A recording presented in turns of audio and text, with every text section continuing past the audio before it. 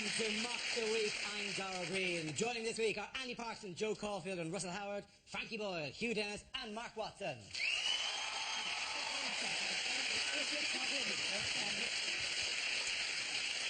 Let's start with headliners. Here's a picture of Conservative leader David Cameron. So what does CSIP stand for? Is it his favourite TV show, CSI Portsmouth? Every week it's the same story, a guy getting kicked to death by sailors. Is it Cameron's strangely invisible policies? He said satirically. Yes. Yes, it is. That's very wild. He did something about the news. Is it conceited, shallow, inbred prat?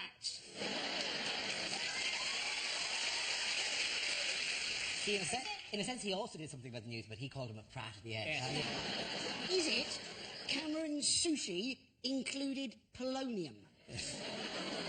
Tremendously tough. Is it Cameron slips in poles or something like that? Is it something like Cameron slump in poles? Neither of you are correct. Conservative slip in poles? You go for conservative slip in poles? I reckon. The answer is conservative slide in poles.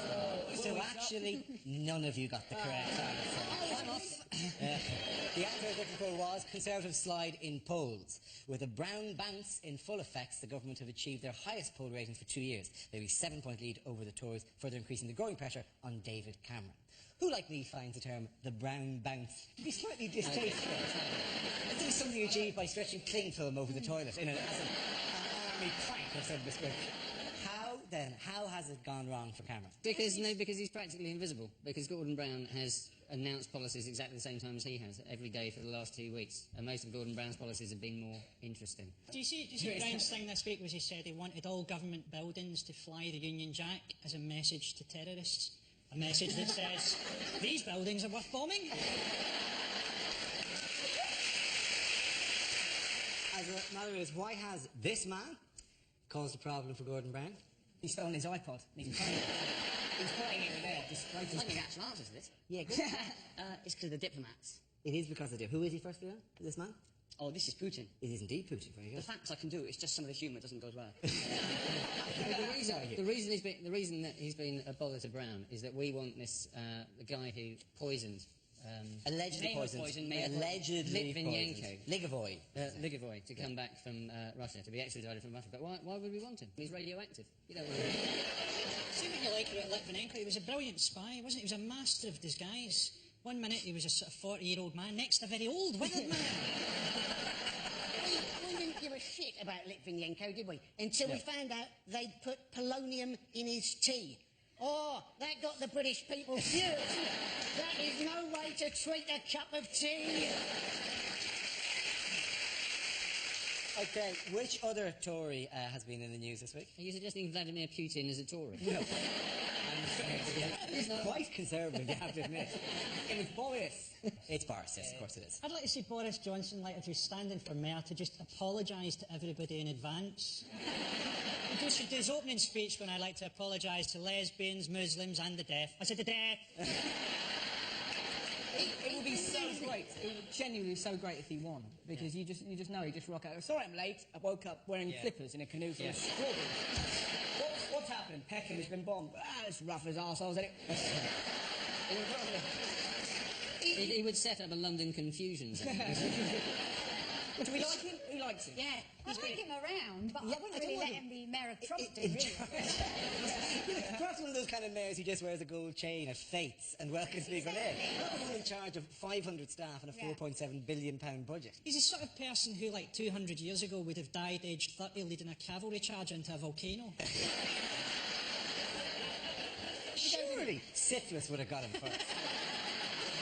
He's been making an effort, hasn't he? Yeah, he has. Keeping beautiful old traditions alive with that. He actually had to go up to Liverpool, didn't he, to apologise. And then straight afterwards he slagged off Portsmouth and he had to apologise to them. And then he slagged off Papua New Guinea for being a bunch of cannibals. I was looking forward to him going over to Papua New Guinea to apologise and then they're meeting him. That would have been brilliant, wouldn't it? How funny would it have been if he was on the flight and somebody just put steak seasoning on him whilst he was asleep?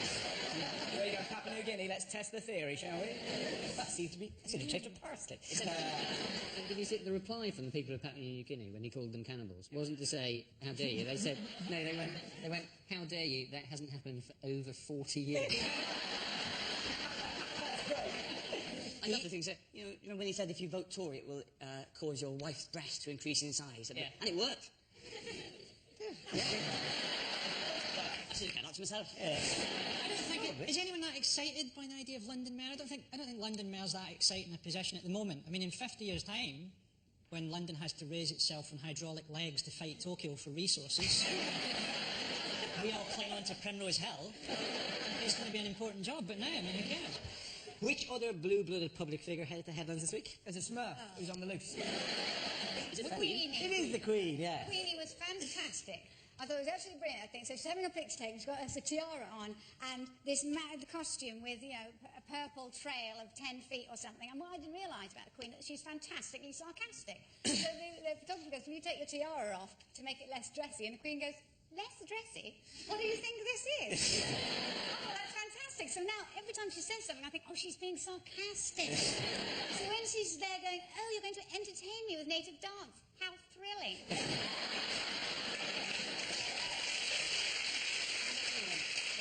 What I loved about this story, though, was that the production company have now taken admitted culpability for this, are the same production company who make faking it. I think the royals, right? The royals, I think, are so pampered and live in such luxury that when they go outside of that, they don't know if they're being shown round a disaster zone or not. Oh, are you a landmine survivor? No, you're an Olympic swimmer. Well done. They don't know the difference between a refugee camp and an Ibis hotel. Any of that. But the thing, it just didn't bother me. It's just the hoo-ha. People, oh, the Queen, I can't believe it. And you think, well... It didn't shatter your trust, did it? Not in any way, you know, but it would have been better if they'd have, you know, if you're going to make stuff up, then go crazy. I say it would be great just to have images of her punching a swan repeatedly. I'm the only one that can hit you. You know, that's interesting. It has been, you know, just in a long line of apologies, as if, you know, because television, it turns out, has been lying to us. I know. All this time. I know, well, listen to this, I found out this week, Pudsy's eye, nothing wrong with it. Sometimes it's on different sides. Yeah, Pudsey forgets himself. Do you know this thing about, like, phone-in quizzes and stuff like that? Oh, it's like these producers think we're stupid or something. You think, they just asked you if you think the capital of France is Jack Nicholson. But I'm waiting for the cash in the attic scandal to smash. But somebody goes, wait a minute, he rang the doorbell, but the woman was already wearing a microphone. What's going on here? And then it was shot over her shoulder as if there was already a camera team in the house. It's like they knew they were coming. You didn't find it in the attic, I found it in the spare room. By the way, madam, why was last Sunday, this is not really anything to do with the stories that have come forward, why was last Sunday special? Well, I had a fantastic barbecue. Okay. But that happens in your life all the time. Well, Sunday is barbecue day, you're right. Well, every Sunday special because of the Lord. I should be honest, Mark. I'm surprised it's come up now. It was St. Swithin's Day. It's going to rain for 40 days. 40 more days. With good news to the people of Hull. So, 40 more days. Which gives us an excuse to show this piece of footage, by the way, which is recorded in Chesterfield, in Derbyshire, which is footage taken, actuality footage, we haven't re-edited this in any way, of a heroic police effort during the floods with the full support of the local population.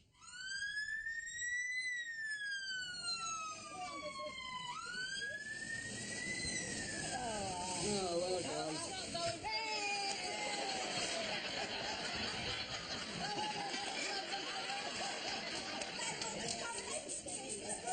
I'm so glad I got that on camera.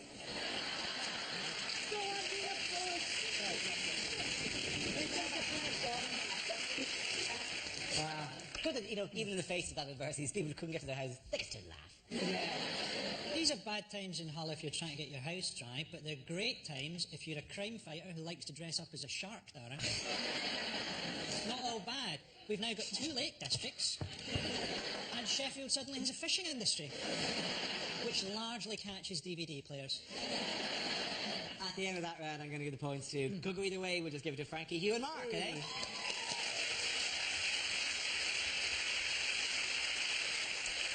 The next round is called Between the Lines and features Hugh and Frankie. Would you please make your way to the press pit? Frankie, this week you are soccer superstar David Beckham introduced himself to the many fans of LA Galaxy. Hugh will tell us what he really means. I'm glad to have this opportunity to let you know what I'm thinking.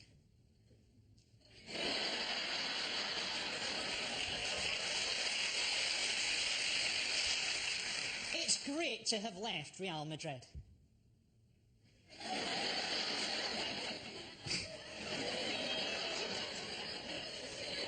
I hate Poland. I've bought a house in LA, right by the big Hollywood sign. I'd love to know what it says. Brooklyn has settled in well at an American school. He shot someone. My wife knows how much I love her. I sent her a text by mistake. I was surprised to learn that I was wanted by Scientology. I didn't know they had a team. Tom Cruise's wife, Katie, is always advising us to hire more staff. She keeps sending me notes saying, get help. Very good. Well done to both of them. Now we play a round called Spin the News Bottle. This game involves Mark, Andy, Frankie and Joe, so if you can make your way to the performance area, please. This is where we test our performers' stand-up skills. We spin our random news generator, it settles on the topic, and anyone can volunteer a joke. So the winner's a team with the best stuff. Okay, here we go. Let's spin the wheel for the first topic. It is identity theft. The simplest things now you can't do without the threat of identity fraud. Like getting a passport. I went to get a new passport, queued for 2 hours, got to the front of the queue, and they said, sorry, you can't use this photo, it's not valid. Why? Your face is too big. This is my face is normal. Sorry, I have a beaky nose, but I can't stab someone with that. But because of terror, there's all these rules now for passport photos. Your face can't be too close to the camera, you can't be smiling too much, you can't have a hat on, gun, all this, right? What do you mean my face is too big? Okay, immigration officers, maybe not the brightest people in the world, are they really going to look at your passport and go, yeah, that looks like you, except this man's face is massive? If this was you, you'd be a bloody giant. Okay, let's spin the wheel again. And the subject is terror threat. Joe Coffey. I've been giving quite a lot of thought to the whole suicide bomber situation. Now, what I'm thinking about particularly is their award of 72 virgins, because I think they haven't really thought this through. Because what the suicide bomber is imagining as a virgin may be very different in reality. Because you know who's also a virgin? My Auntie Joyce in Dublin. She's 67 and lives with 14 cats. I don't think that's what they've got in mind. But I think that would truly be divine justice. You've blown yourself up, you get to heaven, what's your reward? My Auntie Joyce. And she's keen. She's waited a long time. When you've done me, there's 71 of my friends from the church need doing as well. You'll have to do Bridget from behind. She's on a Zimmer frame now.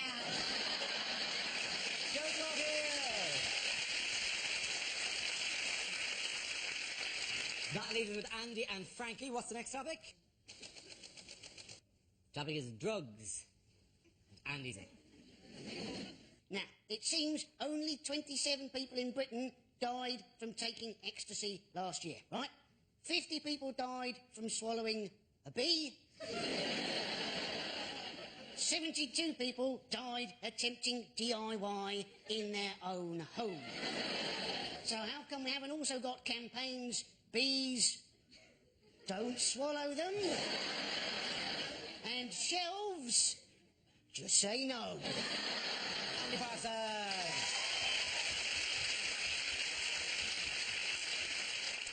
Let's see what Frankie has left. Topic is celebrity. Yeah, I've got a bit of an insight into this because I've got to that stage in Scotland where people recognise me but they don't know where from. So last week I got followed by two guys who thought that I was the wee bear from Bo Selector.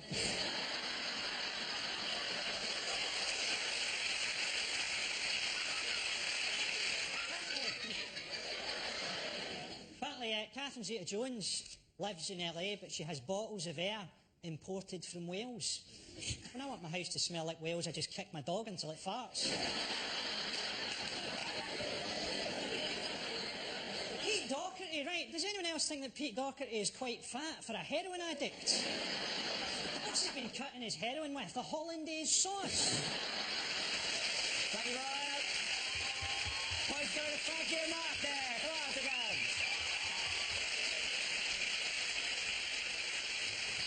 This round is called, if this is the answer, what is the question? On the board, 6 categories. Joe, which category would you like? Sport. Your category is sport. The answer is 250,000. Is that the amount of Iceland dinners the robbers took from Carrick Turner's house? I think there's a point where they came in, do you have anything other than drumsticks? Is there anything that isn't breaded? What world ranking is the British tennis number 5? Is it how many calories in a Scottish salad? Is it, what position did I finish in the 1987 Henley School Sports Day obstacle race because I got stuck in the sack, but it didn't traumatise me at all. I don't even care now. Is it, if you phone up British Telecom, which position in the queue are you likely to be? Is it what percentage of people failed O-level maths? Is it, I'm gonna ask you to speed towards the correct answer. It's sport, isn't it? is it to do with Beckham? It is to do with Beckham. How many shirts do the Americans claim that Beckham has sold? That's absolutely right. Well done, Russell. Congratulations. The question I was looking for is how many Beckham replica shirts are LA Galaxy already claiming to have sold? He's wearing that the wrong way round. He is. That's the first thing. Does anyone think that Beckham actually knows he's in America? I think he just runs after a ball and all he notices is that occasionally it gets warmer. I don't think he even knows he's rich. He's like one of those cats that its owners left a fortune to. Did you see how they launched in South America with that photo shoot? Did anyone see those pictures of them? With her. I mean, for their children, it's sad, isn't it? Because here's Mummy looking like a whore and Daddy like a rent boy. I mean, she looks like she has a dump about once every 4 years. It's probably how Beckham can tell that there's a World Cup coming up.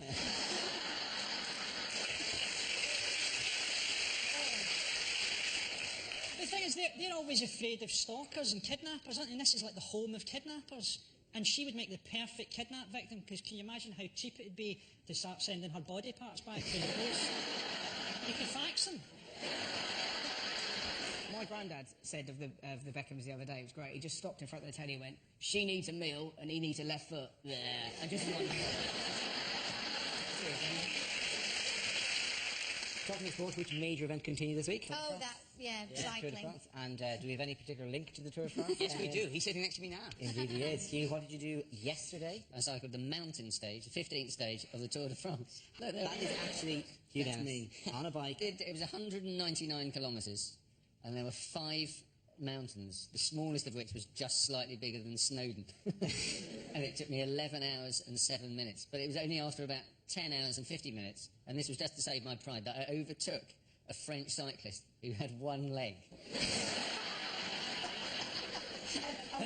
Practically, were you there just going, I'll take him, I'll take him. Soon my moment will be here. I've got to get him. It's tactical. It's fantastic going downhill, though. When you get to the top and then you have 20 kilometres where you don't have to pedal at all. Here's the question. When you were going downhill the mountain, did you go, whee? Did you have to put the legs out and everything? Yeah. Did you have spokey dokies? I didn't have spokey dokies. That would just be unnecessarily causing more hassle for you. I should have taken off these spokey dokies. As they're going, dunk, dunk, really slowly. Exactly. On the top of the first hill, a guy I was cycling with, we both stopped for a pee, because you need it, you have to have one, you're drunk so much at this point. This was about 80 kilometres in. And 3 of us were standing in the grate, and then me and my mate got back on our bikes, and Paddy, my mate, turned to me and went, the guy next to us had the most enormous cock I've ever seen. And that kept us going for about another 50. As a matter of interest, and this is a bizarre coincidence, when you were cycling at the mountain, I know it wasn't too much of a social occasion, did you meet this man? I don't know, I wouldn't have recognised him without his helmet on. Who was that man? That man's my dad. Is he? Did he do it? Yeah, he did. He actually had a piss next to your mate.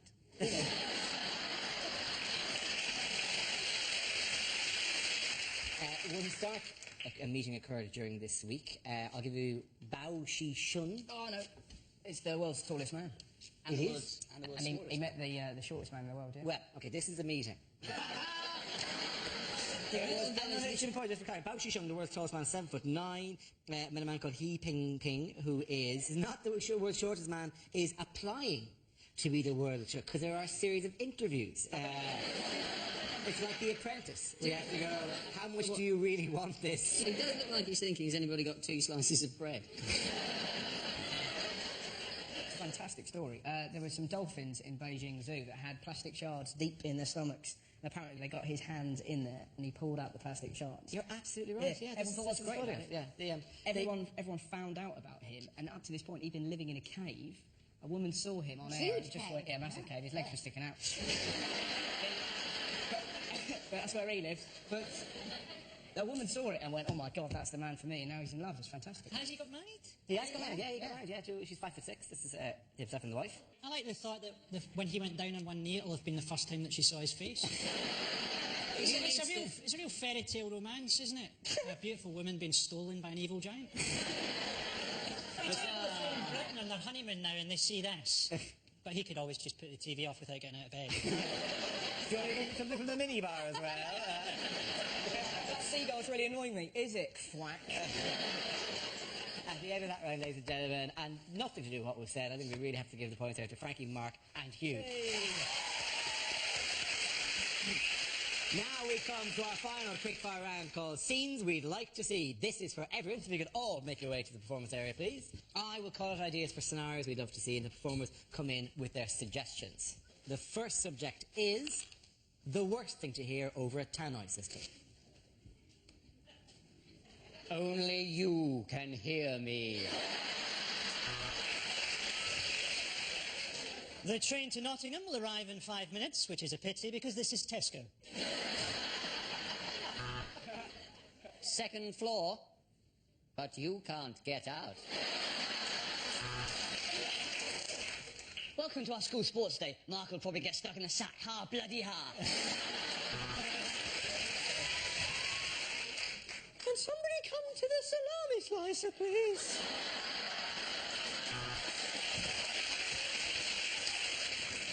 If anybody has found a Vicks inhaler... Ladies and gentlemen, we all know there will be a bomb on the tube, but will it be today? The lift doors are closing, leaving you trapped in an airless, windowless coffin, hurtling downwards at 100 miles an hour.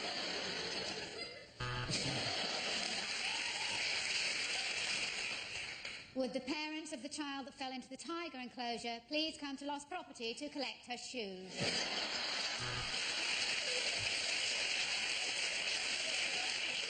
The plane's about to land in Glasgow. Passengers are reminded to set their watches back 25 years.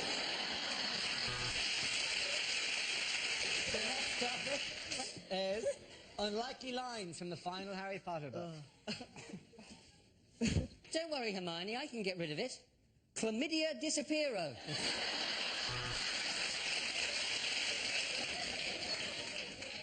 Okay, Hermione, said Harry, unbuttoning his zip. I'll show you a really magic one. Harry had always thought that he'd meet his death at the hands of Voldemort, so imagine his surprise when the doctors told him that he was HIV positive.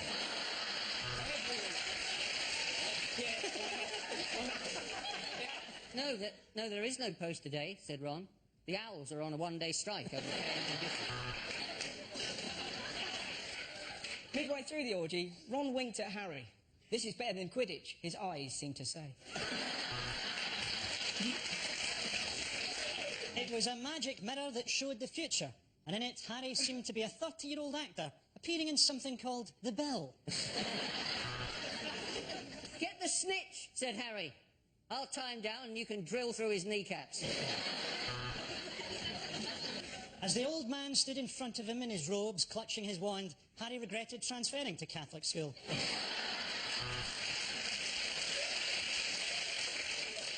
I'm sorry, Harry. I'm having a baby, and it's yours, said Professor McGonagall. Then Harry says something, Hermione says something. Oh, who cares? I'm minted. At the end of that round, ladies and gentlemen, happy to hear the points there to Frankie, Hugh and Mark.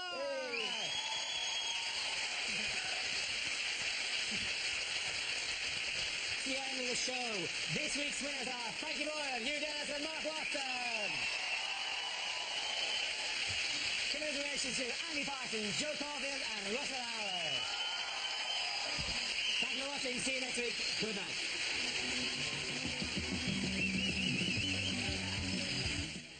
More Thursday night comedies to come. The Space Force trapped in a hideous reality TV show with Hyperdrive next. Then curmudgeonly old geezers Jack and Victor are out on the pool in Still Game at 10 here on 2.